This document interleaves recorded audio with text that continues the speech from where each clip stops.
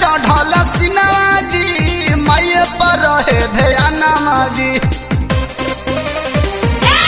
ए जी जहिया से चढ़ल सिनवा जी माये पर रहे ध्यानमा जी।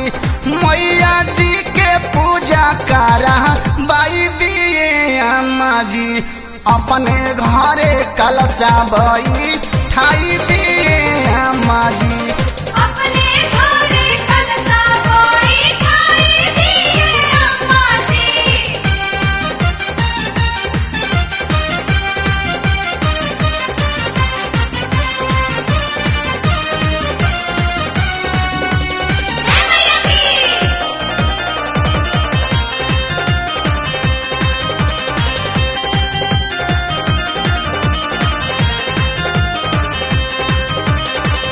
कहिए से दुर्गा मई के भारा रहनी भखले।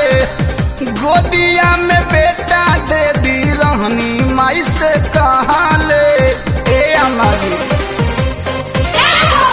कहिए से दुर्गा मई के भारा रहनी भखले।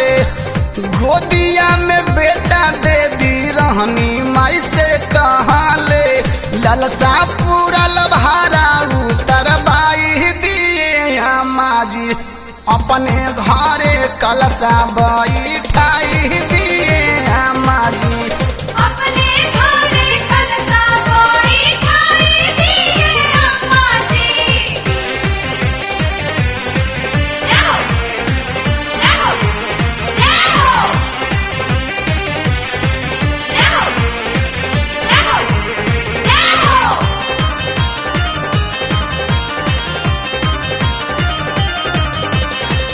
विजय मिश्र बाबा से पाठ कराबाई दा। बदरी ठाकुर हजामा से चौका पूरा बाई दा। ए जी कवि राम दयाल जी से पाठ कराबाई दा। लाला ठाकुर हजामा से चौका पूरा बाई दा। मलिनिया घर से फुलवा मांगा बाई दिए अम्मा जी। अपने घरे कलशा बई ठाई दिए अम्मा जी। अपने घरे कलशा बई ठाई दिए अम्मा जी।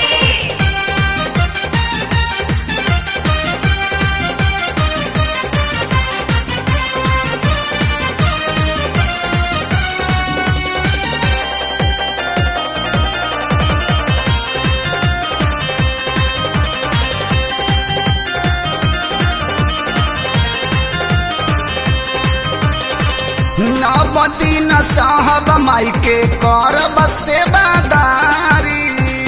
नैहर ससुरार सुखी रही घर दुआरी। ए जी नवदीन साहब माई के करब सेवादारी। नैहर ससुरार खुशी रही घर दुआरी। विपुल राजेश्वर से पाचारा गाबाई दिए अम्मा जी। अपने घरे कलशा बई ठाई दिए अम्मा जी।